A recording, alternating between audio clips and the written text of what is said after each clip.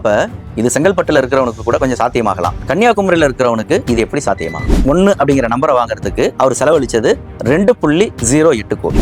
காலையில இருந்து சாயந்தரம் வரைக்கும் எப்ப வருவாருன்னு தேவடா காத்திருந்து கையெழுத்து வாங்கிட்டு தான் நீ போகணும் அப்படின்னா அமைச்சரே செட்டில் ஆகிறதுக்கே 1 மாசம் ஆகுது. நீ புரோக்கர்லாம் நீ பார்க்காத, நேரா கிளம்பி என்னோட அமைச்சர் ஆபீஸ்க்கு வந்துரு. ஒருத்தர் செலவழிச்ச தொகை எவ்வளவு தெரியுங்களா? 1,17,00,000. போக்குவரத்து துறைக்கு 17,000 ரூபாய் அபராதம். கவி பர்னிச்சர் திருச்சியில் பர்னிச்சர்கள் குறைந்த விலையில் உயர்ந்த தரத்தில் கிடைக்கும் இடம் நம்ம கவி பர்னிச்சர்ஸ். அங்கு நேயர்களுக்கு வணக்கம். தமிழகத்துல நிர்வாக ரீதியா பல்வேறு விஷயங்கள்ல தற்போதைய தாவேக அரசு புதுமையை காட்டிட்டு வர்றதா பலரும் சொல்லிட்டு இருக்கிறாங்க. அதுல ஒண்ணுதான் போக்குவரத்து துறையில அந்த ஃபேன்சி நம்பர்களை ஒதுக்குறதுல இடைத்தரகர்களுடைய அந்த தலையீட்டை முற்றிலும் ஒழிச்சிட்டு நாங்க ஒரு புதிய நடைமுறையை கொண்டு வந்திருக்கிறோம் அப்படின்னு அதுல சொல்றாங்க. ஆனா வண்டியை வாங்கிட்டு அந்த ஃபேன்சி நம்பருக்காக காத்திருக்கிறவங்களுடைய கவலையோ, நம்பர் கிடைக்காம எப்ப கிடைக்குன்னு தெரியாம அந்த கால அவகாசம் முடிஞ்சு 17,000 ரூபாய் திரும்ப ஃபைன் கட்ட வேண்டிய நிலைக்கு ஆளாக்கப்பட்டிருக்கோம் அப்படின்னு வேதனையை தெரிவிக்கிறாங்க. இந்த ஃபேன்சி நம்பர் ஒதுக்குறதுல என்னதான் பிரச்சனை? விரிவா பேசலாம் வாங்க. பல்சுவை வார இதழாக வியாழந்தோறும் வெளியாகிறது உங்கள் அங்குசம் செய்தி. ஆண்டு சந்தா வெறும் 500 மட்டும்தான். 9488842025 எண்ணுக்கு ஜிபே, போன்பே மூலமாகவும் சந்தா செலுத்தலாம்.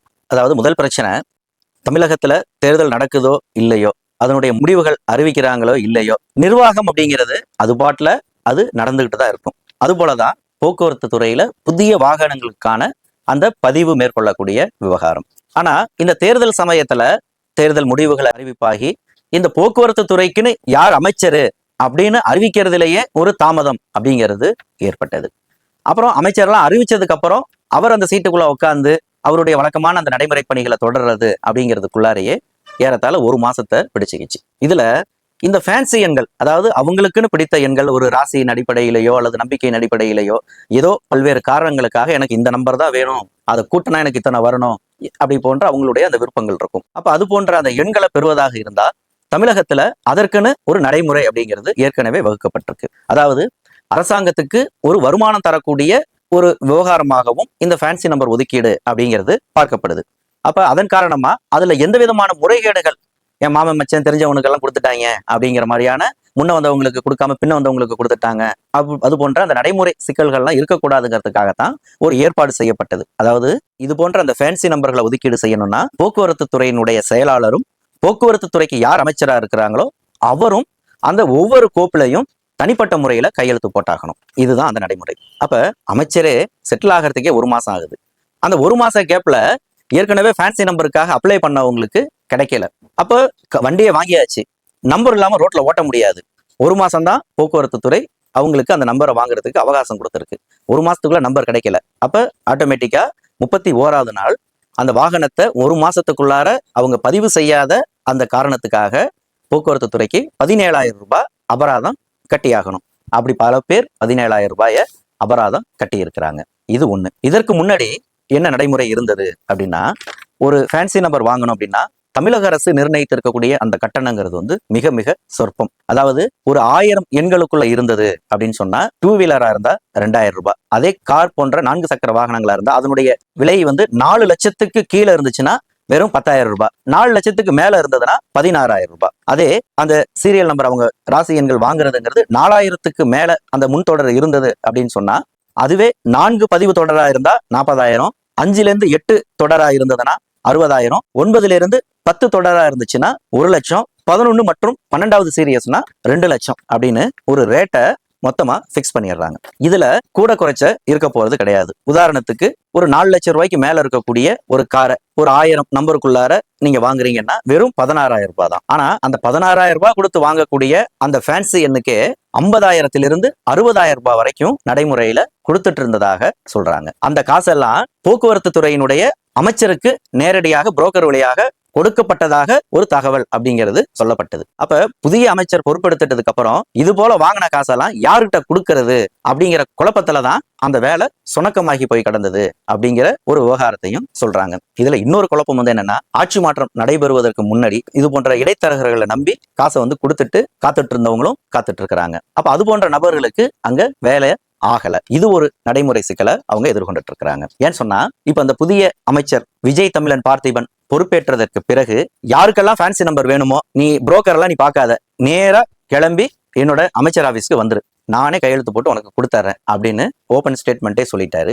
அதுபோல தன்னுடைய அலுவலகத்துல காத்துட்டு இருக்கிறவங்களையும் 5 மணி ஆனாலும் சரி 6 மணி ஆனாலும் சரி அவர் எவ்வளவு வேலைப்பளுவோட இருந்தாலும் சரி அவங்கள்ட்ட அந்த அப்ளிகேஷன் எல்லாம் வாங்கி உடனே சைன் பண்ணி அவர் கொடுக்கவும் செய்திருக்கிறாரு. இந்த இடத்துல நாம அமைச்சரை குறையாக சொல்வதற்கு எந்த விஷயமும் இல்லை. ஆனா திருச்சியில இருக்கிற ஒரு நபர், திருநெல்வேலியில இருக்கிற ஒரு நபர், கன்னியாகுமரியில இருக்கிற ஒரு நபர் தனக்கு ஒரு ஃபேன்சி நம்பர் வேணும் அப்படின்னு சொன்னா அவர் சென்னைக்கு பயணப்பட்டு அமைச்சர் ஆபீஸ்ல மனுவோட அவர் காத்திருக்கணும். அமைச்சர் காலையில வருவாரா, மதியானம் வருவாரா, சாயந்தரம் வருவாரா தெரியாது.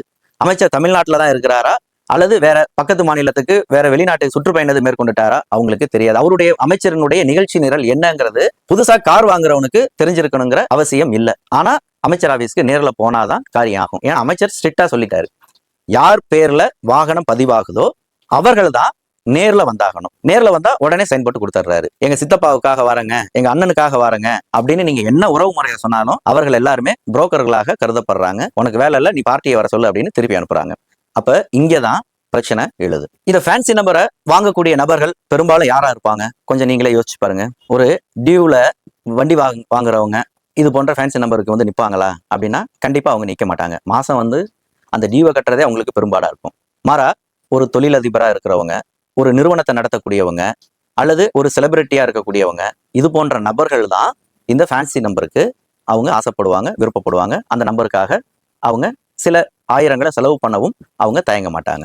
இன்னும் சொல்ல போனா HR 88B 8888 அப்படின்னு இந்த 4 8 ஒன்னா வர்றதுக்கு ஒருத்தர் செலவழிச்ச தொகை எவ்வளவு தெரியுங்களா? 1,17 லட்சம். இதை விட ஸ்பெஷல் ஐட்டம் ஒன்று இருக்கு, DDC 001 அப்படிங்கிற அந்த நம்பரை 1 அப்படிங்கிற நம்பரை வாங்குறதுக்கு அவர் செலவழிச்சது 2.08 கோடி. இதெல்லாம் அண்டை மாநிலங்கள்ல நடக்கக்கூடிய நிகழ்வுகள் இந்த ஃபேன்சியன் விவகாரத்துல. அப்ப அவனோட வாங்கின காரோட மதிப்பே 50 லட்சத்துல இருந்து 1 கோடி ரூபாய்க்குள்ளதான் இருக்கும். ஆனா அந்த நம்பருக்கு 2 கோடி ரூபாய் செலவு பண்றதுக்கு ஆட்கள் இருக்கிறாங்க. அப்ப இது போன்ற ஆட்களை நீ மினிஸ்டர் ஆபீஸ்க்கு ஃபைலோட நீ வந்துதான் ஆகணும். காலையில இருந்து சாயந்தரம் வரைக்கும் எப்ப வருவாருன்னு தேவடா காத்திருந்து கையெழுத்து வாங்கிட்டு தான் நீ போகணும் அப்படின்னா யார் வருவா?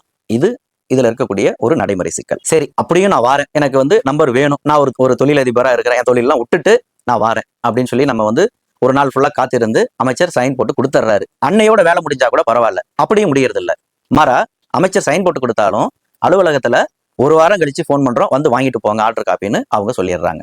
அப்ப திரும்ப அவங்கள ஃபாலோ பண்ணி அந்த ஒரு வாரம் காத்திருந்து அவங்க என்னைக்கு திரும்ப வர சொல்றாங்களோ அன்னைய தேதிக்கு அந்த நபரே நேர்ல வந்து வாங்கிட்டு போகணும். அப்ப குறைஞ்சபட்சம் இந்த ஃபேன்சி நம்பரை வாங்குறதுக்கு வாகனத்தை வாங்கின அதனுடைய நேரடி உரிமையாளர் குறைஞ்சபட்சம் 2 நாள் சென்னைக்கு பயணமாகணும். அப்ப இது செங்கல்பட்டுல இருக்கிறவனுக்கு கூட கொஞ்சம் சாத்தியமாகலாம், கன்னியாகுமரியில இருக்கிறவனுக்கு இது எப்படி சாத்தியமாகும்? அப்ப இந்த நடைமுறை சிக்கலுக்கு என்ன தீர்வு அப்படிங்கிறத தான் இந்த ஃபேன்சி நம்பர் ஒதுக்கீட்டு முறையால பாதிக்கப்பட்டவங்களுடைய ஒரு பெரிய கேள்வியா இருக்கு. இதற்கு மாற்றாக அவர்கள் முன்வைக்கக்கூடிய ஆலோசனை என்ன அப்படின்னு சொன்னா, இந்த சிஸ்டத்தை ஆன்லைன்ல நீங்க கொண்டு போயிடலாமே, ஆன்லைன் வழியாகவே இருந்த இடத்திலேயே என்ன கட்ட சொல்றீங்களோ அதை நாங்க கட்ட தயாரா இருக்கிறோம். அப்ப வாகனங்களுக்கான அந்த ரெஜிஸ்ட்ரேஷன் ப்ராசஸோடயே இது முடிஞ்சிருச்சு அப்படின்னா எளிதா இருக்கும் அப்படிங்கிற அந்த உதாரணத்தை டெல்லி, பஞ்சாப்ல அரசுகள் மேற்கொள்றது போல அந்த ஆன்லைன் முறைக்கு மாறணும் அப்படிங்கிற ஒரு கோரிக்கையை தான் அவர்கள் முன்வைக்கிறாங்க.